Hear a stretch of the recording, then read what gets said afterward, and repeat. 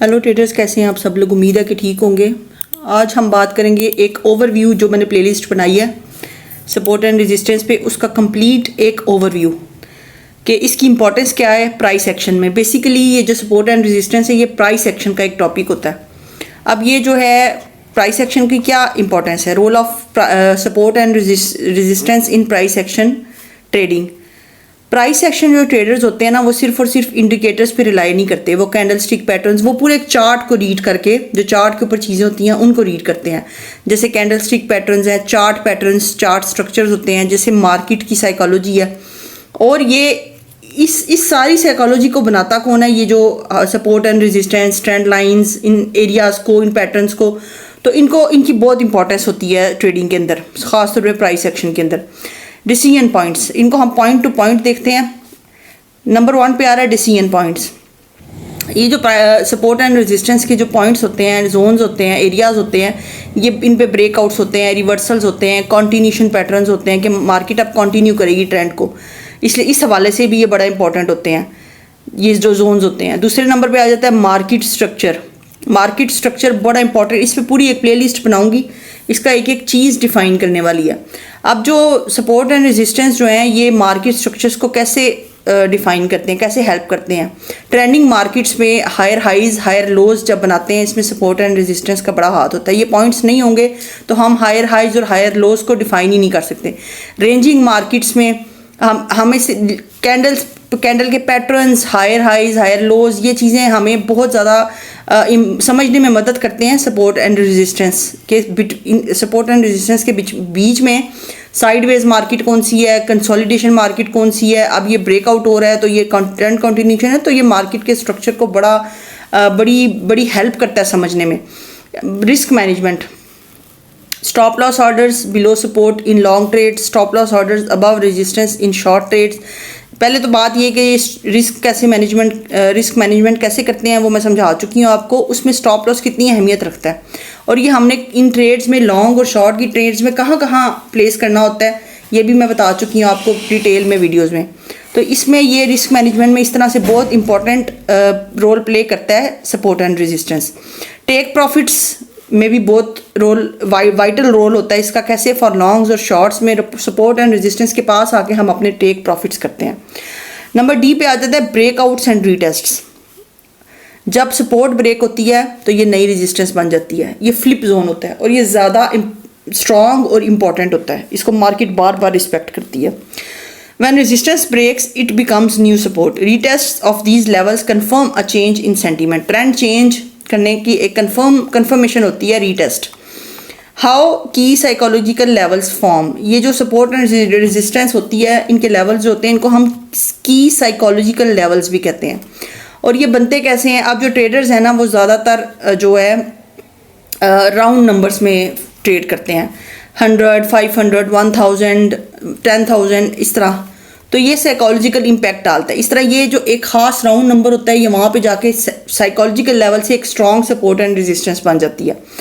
और why psychological levels matters, again traders perceive round numbers as natural barriers.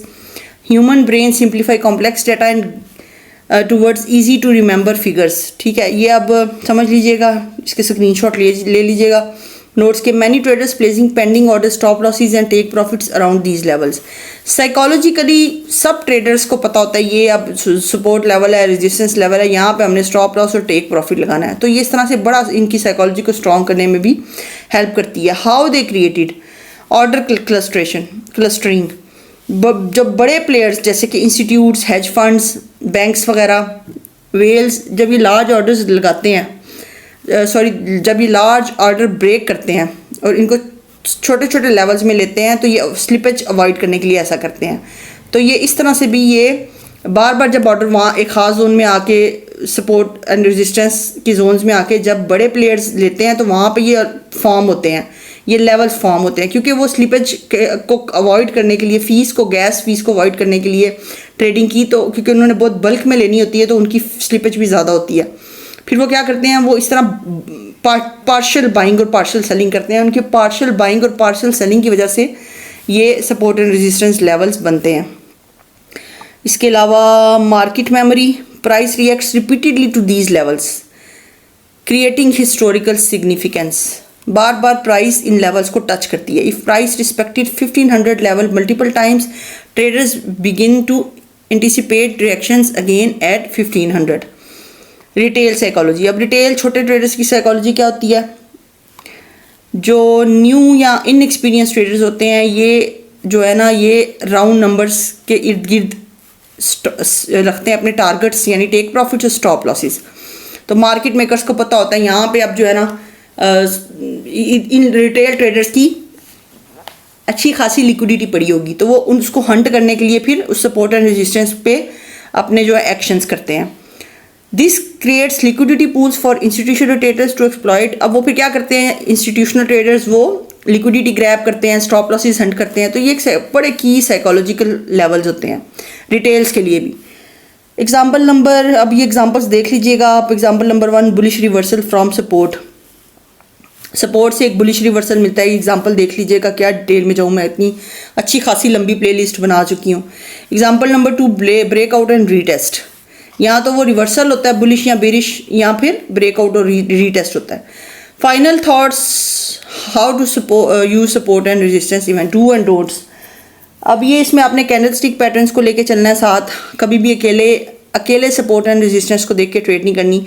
Multiple rejections को देखना है आपने, और ये नहीं आपने उम्मीद रखनी कि ये सपोर्ट एंड रेजिस्टेंस हमेशा कायम रहेगी। इसने कभी ना कभी ब्रेक होना है, इसने कभी ना कभी टूटना है, देर या सवेर ये बनती ही टूटने के लिए है।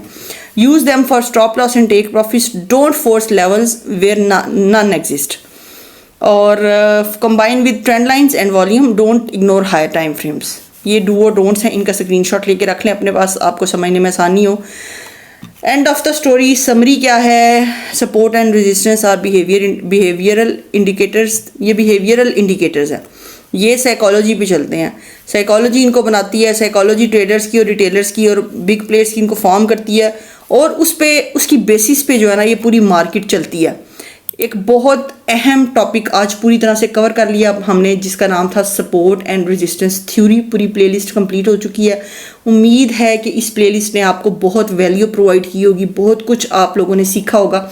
ऐसी चीज़ें जो आपने शायद हज़ार डॉलर पे करके भी मेंटोर से नहीं सीखी होंगी। I am damn sure. आप पूरा यूट्यूब सर्च कर लें, अगर आपको इस तरह की प्लेलिस्ट कहीं पे सपोर्ट एंड रेजिस्टेंस में मिलती है तो काइंडली मेरे साथ उसका स्क्रीनशॉट ज़रूर शेयर कीजिएगा कमेंट्स में, और मुझे अपनी दुआओं में याद रखिएगा।